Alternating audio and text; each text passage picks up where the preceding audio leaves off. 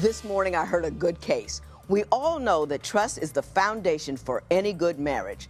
The young couple who came into court today really didn't take the time to learn to trust each other, and that mistake brought them to divorce court. Divorce court is now in session. Good day, ladies and gentlemen. I'm here today with Rochelle Hendricks and Kevin Hendricks. Mr. and Mrs. Hendricks, you have been married for a year and a half. You're already having difficulty. Mrs. Hendricks, you are ready to throw in the towel. Mr. Hendricks, you want to give it another shot. We will talk about that momentarily. I'm going to start with you, Ms. Hendricks. Why don't you tell me a little bit about your marriage and why it's in so much trouble so soon? Well, I love Kevin with all my heart, but he's very insecure because he does not love himself first. He loves me too much. He loves you too much? Too much. Give me an example of too much love. We can go through any, like he just picks the argument. Say if a boy says hi or looks at me, he thinks automatically that I want him. And if he thinks I want him, and he says he's gonna leave me because he can't have me. Now, but he has to live for his kids and himself first. Okay. Now, Mr. Hendricks, are you jealous? No, there's not at all jealousy. You're not at all jealous? I've seen it with my own eyes. Okay, tell me what you've seen her do that causes you to believe that she's a little suspect. At first, it probably was insecurity, but then it just became her on social media.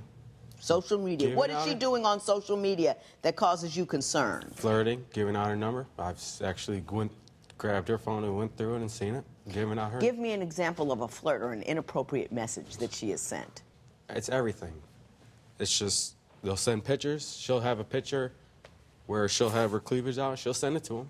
Now, is it a low-cut dress or are they out? It's out. The whole, They can see the entire breast area. They just can't see the breast. It doesn't matter. Why is she sending it? Okay. Now, Ms. Hendricks, think back. Because you do admit a bit to being a bit of a flirt. I got pushed to that. I'll tell you how this started. First, it started off, he used to work late nights and come home at 2 in the morning. He said that he seen a car leaving the house when my 4-year-old is asleep in the bed with me, and he didn't come. Ever since that day, he's been insecure. Any man, anything, I'm having sex with him. If I was to talk to the bailiff, I'm messing with him. You got something going on with Joe. Yes. Mr. Hendricks, do you think she's cheating on you? I think she did. Give me the most damning evidence you have. Something that will say, yep, she's doing it. She left one day. She left. Yes. Went out to a casino or whatever. Met up with somebody she's been with. Took pictures with him. I didn't hear from her the whole night. She didn't come home until the next day. Till 2 o'clock in the afternoon. Now, did you see the pictures? Yes. Yeah, a lot. They were 5 on her days phone? later, yes. I made sure I went through her phone. Seen the pictures of her and this dude. What were they doing? Holding each other, taking pictures together. What now? And I was just like this with the cat who did my hair, taking a picture before he left. He's not your ex, is he? Were you at a casino with an ex and took a picture with him? I was at the casino with my friend. I seen my ex, and he took a picture. Yes, he did. But you want to know how he seen the picture? I blocked him off of my social media because he was never posting about me. I always used to post about him all the time, and he always made a big deal that I never used to. So I did. I started. And then I see that all he did was just go on and like other people's stuff. He never posted a picture of me. He never said, I love my wife. I always did that.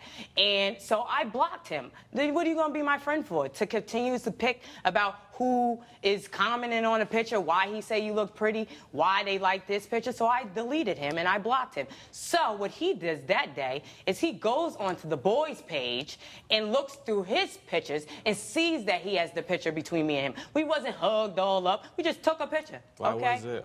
That was it. Mr. Hendricks. Why was Mr. Hendricks, work with me here. Work with me. Been doing this for a long time. I can pretty much see who's doing what to whom. You're doing it to yourself. And let me explain something to you. You can take a picture with an ex, and it's not a big deal. You post it on. It doesn't mean anything. and I think you're insecure and you're frightened, so everything that she does means a little something more than it really does. But there's nothing wrong with, oh, you run into an ex, hey, click, that's it. It's not like that. They were associating together, and I went through her phone. How do you feel that? How do you get that from one photo that they were associating? 2 photos. I took 3 again with my hair dude just a minute ago. I went through her phone and seen it in her phone. Then I seen her and that boy texting each other, or not texting, they were calling each other. Then when I go through her phone, I told her to block this kid. She blocked him. Then she adds him again. Did you block him and then add him again? Yes, I did. Knowing that your husband has a problem with this particular individual, why would you invite controversy by reestablishing a connection with somebody that's making him crazy? Because he played himself. What do you mean he played himself? He played himself he causes arguments. Yeah, I shouldn't have did that, but we had an argument, and he purposely texts his ex-girlfriend and say, what you doing tonight, and throws it in my face and thinks that's okay? Yeah, so I busted his windows, and I unblocked the friend. She got on a dating website. Did you get on a dating wedding site? Why in heaven's name would you do something like that? Because, Your Honor, he makes me feel like crap. Divorce isn't easy. If you need help with your breakup, call toll-free at 1-877-311-2222 or visit our website at divorcecourt.com. Follow us on Facebook and Instagram at Divorce Court.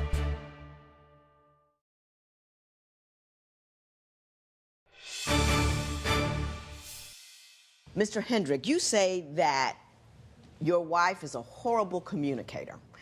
Personally, I think neither one of you communicate well. That's just from this position right here. But why don't you tell me specifically how you feel she is unable to communicate? No talking. Just she locks herself in the room and just dead. She's talking in here. She seems to be very... I talk. Yeah, she seems to be very forthright and very, very verbal. What's different at home? If we talk, it goes right into an argument. Or it doesn't talk, we don't talk at all. On our good days, we're great. On our bad days, we're horrible. Give me an example of how her communication skills lead to either no talking or an argument. I tell you. It's everything about the whole social media. She's on there giving her number out, flirting. She got on a dating website. Did you get on a dating wedding site? Why in heaven's name would you do something like that? Because, Your Honor, he makes me feel like crap. All I do is be faithful.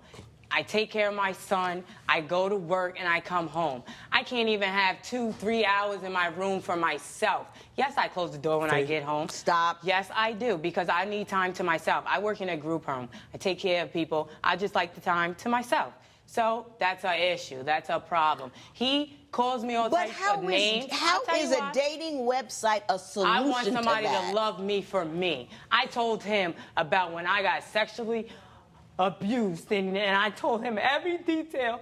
And you know what he told me after I got finished? Did I get checked? That hurt. Every day that hurt. I hold that in because that's the first thing you can say to me. You were sexually abused during the course of your marriage? I'm telling him this. About something that happened previously. He don't care. Yes, I used to be a dancer. He throws that in my face. He calls me all type of names. Why would I want to be married to a man who thinks I'm all type of hoes and all type of birds if he don't love me for me? So yeah, I did make a mistake. Yeah, I did, because they tell me like, oh, I would never do that. Oh my God, he said he's not racist at times, but he is. And what makes you believe he's racist? Because like one day we get into an argument, I tell him we're gonna call the cops. He tells me, well, they're not gonna believe you. They're gonna believe me over you. And did he say it was because you were black? Yeah. And then every black man that says something to me, oh, I oh, I want to mess with him. But boo-boo, I don't even like dark men. I like light-skinned and white men, and that's his problem. And his thing is, if you honestly knew me, you would know I'm not going nowhere. Because I'm the type of woman, I don't settle for less. If I find better, then he could go. I don't need to cheat at all. He can go. My mama didn't raise no fool, and neither did my grandma. I did see in your paperwork that he does call you some interesting names. Could you tick them off for me, because I'd never heard them before used quite in that fashion? He calls me a bird. He calls me a thought. He calls me a whore. He calls me a slut. You said he called you a whore bird. A whore and a bird. What is a bird? A bird I mean, I know what a bird is. A bird is anything that's going around sleeping with anything that gives them attention. And sorry, I'm not that type, because if you can't pay or treat me or do for me and my son, you can't have my attention or my cookie. Sorry. Part of the issue is you, and part of the issue is you. Do you believe that this relationship is salvageable? Do you believe Rochelle and Kevin can save their marriage? Vote now. Call 855-70-DIVORCE. Make your vote count. Call 855-70-DIVORCE and get your exclusive offers.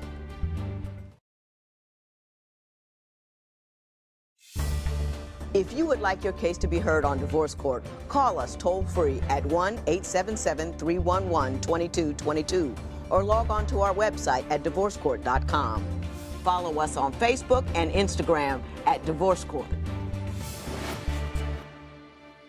Mr. Hendrick, you told me you wanted to rescue this relationship. Is that accurate? Yeah. What do you believe would need to happen from her side of the room that would allow this relationship to continue? Change your number, delete social media, be my wife. It's not social media. It's not the phone. It's the fact that you don't believe she's trustworthy, because if she deletes all of that, then you're going to see cars pulling out of the driveway. You're going to see her walking down the street. You're going to see her somewhere and talking to someone. So you have to deal with the issue of trust, not the mechanism by which you believe your trust is being voided. Do you understand that? Yeah. And part of the issue is you, and part of the issue is you. Do you believe that this relationship is salvageable? Yeah, we could fix it, but... What do you believe needs to happen on his side of the room in order for this relationship to work? He needs to love himself. Because if you don't love yourself, you can't love nobody else.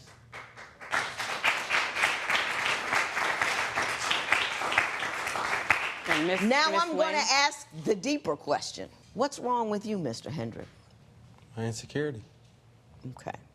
So, if you acknowledge that you're insecure, then you must, in the same breath, acknowledge that she's probably not doing everything that you imagine. I'm not imagining that. When you say you're insecure, I don't believe you're saying that's a negative quality of yours. I think you're saying that you don't feel secure because she's not trustworthy. So that's not something that's wrong with you. I want to know something that's wrong with you. I don't know. Okay. Besides that. If you're not self-aware, you're not going to get anywhere. Well, that's my only problem. Like, No, that's not your only problem. I got a list of 25 things wrong with me. I can tick them off for you right now. Boom, boom, boom. I'm impatient. I can't remember things. I am sloppy. I tend to trust some people and not the others. I make snap decisions about some things. I got a whole lot of things that I can't do well. But they don't run my life. I run my life because I know what they are. And I'm asking you to be man enough to look in the mirror, identify what's wrong with you, and deal with it. I don't trust people from my past. Exactly. I'm going to leave you alone for a second because you're not with me. Ms. Hendrick, what is wrong with you? I have a smart mouth. I always have something to say. And I just worked on myself recently, ever since I had my son. I walk away from issues because I get very aggravated really quick. So I tend to just walk away, and that's been working for me. And then I get in a relationship with him where he just wants to keep picking and picking and picking and picking and picking and picking and picking in front of my son, and it's annoying. It hurts. Now you're almost self-aware. You said you're a smart mouth and always have something to say. And both of those things are very true. Yeah. And those things are problems. But Yeah. at the end of the conversation about what's wrong with you, you started talking about what's wrong with him. Another thing is Okay. I don't like other people telling me that I'm doing something when I'm not. That's not wrong with you. That is what's That's wrong not, with me because that makes me mad. No. It's no. That takes me out of character. No. That's what's wrong with you. That's what somebody says or does to you can change who you are and how you respond. Yes, That's ma'am. the problem. In divorce court, people tell me the most intimate details of their lives. Join the conversation and share your experience on our Twitter page at Divorce Court and on our Facebook page. See how fans deal with their own relationships. The discussion can get heated. Don't miss it.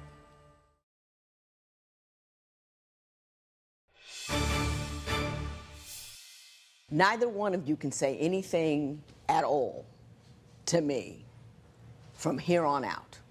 I have so much I need to say to you. I have very little time in which to say it, and I don't have time to argue. That's number one. Number two is I'm a believer in marriage, and I'm a believer in people, and I'm a believer in self-improvement. I think that you two both have deep psychological issues that you need to deal with, and you won't be able to do it until you understand what they are and accept that you have them and are willing to deal with that before you deal with the other one. So we are going to start with this. Mr. Hendrick, you are not self-aware. You're scared to death for reasons I do not know. But what you have to do is, when you're afraid, you have to work on the fear. Not the things that are causing the fear, but the fear itself. Your sense of personhood, your sense of ability to survive. Let's say she did hop off somewhere and sleep with somebody. It would not kill you. And so what you have to do is feel comfortable about who and what you are and be able to trust. You are every day making yourself miserable in an effort not to be taken advantage of one day. And it's not working for you. It is pushing your wife away. You say you love her, but you're sitting there and trying to shore up a marriage from the outside by building fences, throwing rocks, make sure she doesn't have any entrances or exits, but not by securing her within the warmth and serenity of your heart and your home. That's the way to keep a chick, is to make her not want to go nowhere else. And you do that with love and trust and security. Ms. Hendricks, let me say this to you. You are a little more self-aware than your husband, so you're going to probably have to start this process. Number one, if you allow what anyone says to you bother you, then everybody in the world owns you. You have got to let go of that sense of, I need to be angry and harsh and crazed by all perceived threats in order to maintain yourself as a solid, secure, and cool individual. That's number one. Number two, your child will live whatever chaos you create. I know. So what you got to do is you got to learn to be cool. You need to learn to step away from how you feel and ask yourself, is how I'm feeling right now the feeling I need to perform the actions that I need to perform to make a rational relationship? You got a guy that's insecure. So instead of joining a website for dating to get back at him, grown-ups don't retaliate. What a grown woman does says, I'm going to deal with your fear. I'm going to let you see all my little social media because it isn't an issue. It isn't a problem. I'm not doing anything. And if you've got an issue about this one particular dude, don't need to talk to him because it really isn't that important. And you're not giving up your independence by doing that. You're not giving up yourself by doing that. You're giving to your marriage. It is a gift to the union. Do you understand that? It's not a zero-sum equation. So if at the bottom of all of this, it's grow up. And once you grow up, then you will be able to grow together. I'm going to send you to a counselor before you get out of here to get you started. I wish you both the best of luck. This matter is adjourned.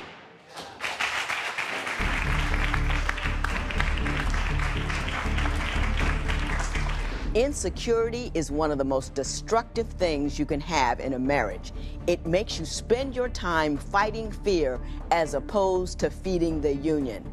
And that will tear you apart.